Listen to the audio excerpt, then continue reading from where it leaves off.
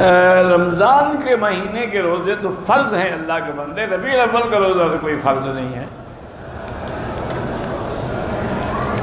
یہی مشکل ہے، یہ خود مسئلے بناتے ہیں اور گھڑتے ہیں۔ بھئی رمضان کا روزہ تو اللہ نے فرض کیا ہے، فَمَنْ شَهِدَ مِنْكُمُ الشَّهْرَ فَلْيَصُمْهُ۔ ربیع الاول کا روزہ تو فرض نہیں کیا۔ ویسے ربیع الاول بڑی شان والا مہینہ ہے کہ اس میں حضور کی ولادت ہوئی ہے، تو آپ ایسا کیا کریں کہ خمیس والے دن، سوموار والے دن روزہ رکھا کریں، اور ہر مہینے میں 13، 14، 15 کا روزہ رکھا کریں، تو الحمدللہ سب مہینوں کی فضیلت حاصل ہو جائے گی۔ باقی ربیع الاول کے لیے کوئی خصوصی حکم نہیں ہے روزہ رکھنے کا۔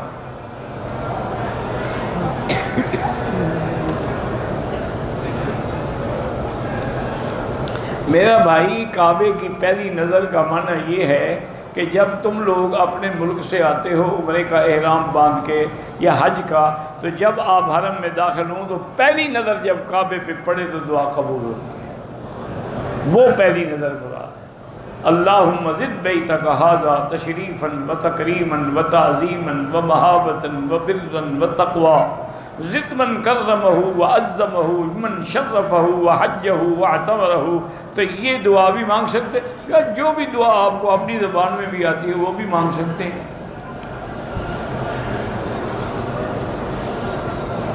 اگر ایک آدمی نے عمرہ کیا ہے، طواف کر لیا، صفا مروہ دوڑ لی، ابھی حلق نہیں کرایا، دوسرا نفلی طواف کر سکتا ہے، لیکن افضل یہی ہے کہ ایک کام کو پہلے پورا کرو۔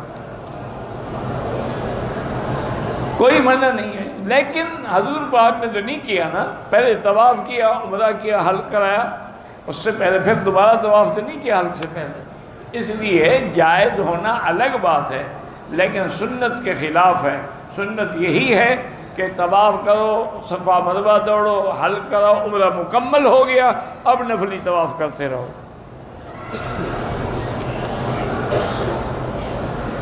طواف کے بعد جو واجب 2 رکعت ہیں وہ عصر کے بعد نہ پڑھیں، مغرب کے بعد پڑھیں۔ افضل یہی ہے، کوئی پڑھ لے تو ہو جاتا ہے، لیکن افضل یہی ہے، چونکہ ایک حدیث ہے میرے مدنی پاک کی کہ لا صلاۃ بعد العصر حتی تغرب الشمس، عصر کے بعد کوئی نماز نہیں جب تک سورج نہ ڈوبے۔ اگر صفا یا طواف سے پہلے نیت نہ کریں، استعلام کے ساتھ شروع کر دیں، یہی نیت ہے، ورنہ ادھر کیا کرنے گئے تھے آپ؟ بھئی استعلام جو کر رہے ہو کیوں؟ صفا میں کی طرف جو جا رہے ہو کیوں؟ یہی نیت ہے تو جا رہے ہو نا۔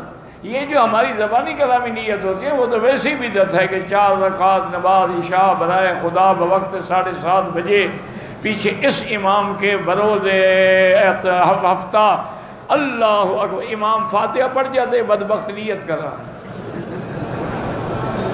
یہ تو بدعت ہے، نیت یہی ہے، اب عشاء کے لیے بیٹھے ہیں بس اللہ اکبر ختم۔ وہ تو ہے استحضار کہ آدمی کو یاد دلانے کے لیے، کیونکہ ہم تو آج کل ایسے دین سے غافل ہیں نا، پڑھ عشاء رہے ہوتے ہیں، نیت مغرب کی کر رہے ہوتے ہیں۔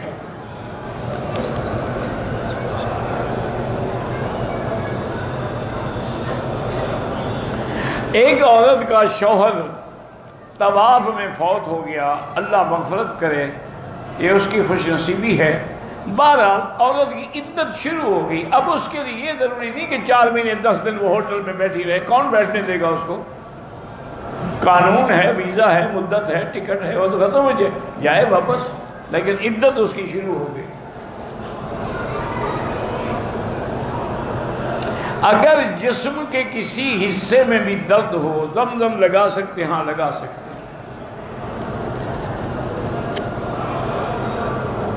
کچھ لوگ کہتے ہیں کہ حضرت خضر نے آب حیات پیا ہوا ہے، اس لیے وہ قیامت تک زندہ رہیں گے۔ جب آپ کو خضر ملے نا، ان سے پوچھ لینا کہ تم نے پیا ہے، مجھے تو ملے نہیں، میں کیسے بتاؤں؟ اللہ کے بندے وہ تو فوت ہو گئے، آب حیات کی گیا۔ خدا کا خوف کرو، اگر خضر زندہ ہوتے تو میرے مدنی کے دروازے پہ حاضر نہ ہوتے؟ جب عیسیٰ علیہ السلام اتریں گے، آئیں گے مدینے میں، دفن ہوں گے کہ نہیں ہوں گے؟ وہ حضور کی شریعت پہ چلیں گے کہ نہیں چلیں گے؟ یہ تو ایک قول ہے بعض لوگوں کا کہ شاید خضر زندہ ہے، لیکن قول صحیح یہی ہے کہ وہ فوت ہو گئے، کوئی آب حیات شاب حیات نہیں ہے، تو مقام خانہ اس چکر میں پڑھو۔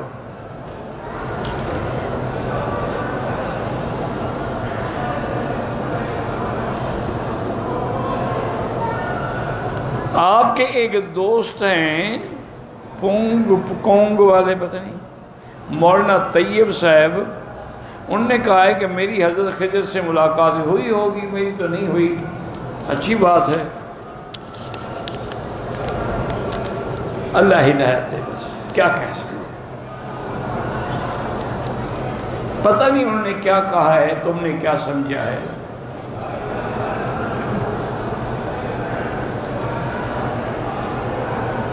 کہتے جی کہ انڈیا میں ایک نیا فرقہ پیدا ہوا ہے جو یہ کہتے ہیں کہ قرآن میں نماز کا تو ذکر ہے، لیکن نماز کیسے پڑھی جائے اس کا ذکر تو قرآن میں نہیں ہے۔ وہ اپنے آپ کو اہل قرآن کہتے ہیں، لیکن سب سے بڑے وہ جاہل ہیں، حالانکہ وہ اہل قرآن نہیں، اہل شیطان ہیں۔ اگر اہل قرآن ہوتے تو قرآن نے نہیں کہا کہ حضور کی بات مانو، اطیعوا اللہ و اطیعوا الرسول۔ قرآن نے نہیں کہا لَقَدْ كَانَ لَكُمْ فِي رَسُولِ اللَّهِ أُسْوَةٌ حَسَنَةٌ، تو نماز ہمیں حضور پڑھنے پاک نے پڑھنے کے سکھائی ہے، تو یہ بھی قرآن کا حکم ہے۔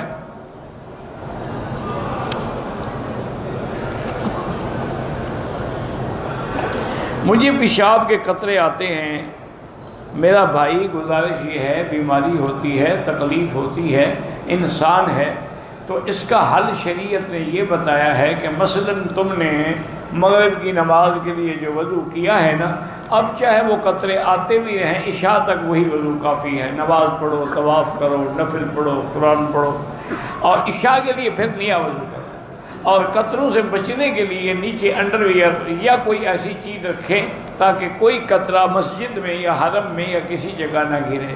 اور آج کل تو کوئی مشکل ہی نہیں ہے، وہ پیمپل مل جاتے ہیں، وہ باندھ لے، یا اور بھی کوئی پلاسٹک کی تھیلی جو ہے وہ باندھ لے، یہ کوئی مشکل مسئلہ نہیں، عورتیں حیض کے لیے نہیں باندھتی۔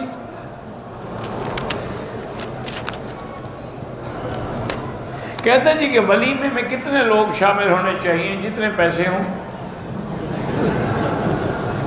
کوئی پابندی تو نہیں ہے، تم سارے حرم والوں کو کھلاؤ ولیمہ، اللہ کے بندے جتنے آ گئے۔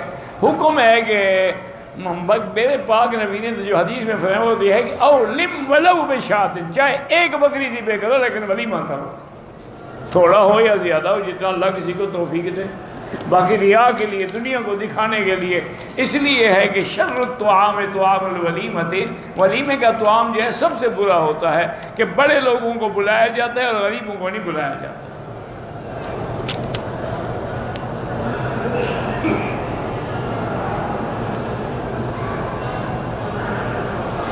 نکاح کے دوسرے یا تیسرے دن جب دلہن اس کے گھر آئے تو اس کے رشتہ داروں کو ولیمہ۔ میرا بھائی اصل بات یہ ہے نکاح کے بعد میاں بیوی ملیں پھر ولیمہ کرو۔ اب نکاح ہو جائے، ملے ہیں ہی نہیں، رخصتی ہوئی نہیں، ولیمہ کس بات کا؟ ہمارے ہاں تو اب رواج ہو گیا ہے نا کہ اسی میں وہ جو شادی گھر ہیں اسی رات نکاح بھی وہیں ہوتا ہے، اور اسی وقت جو کھانا کھلاتے وہی ولیمہ ہوگی، بالکل ناجائز ہے۔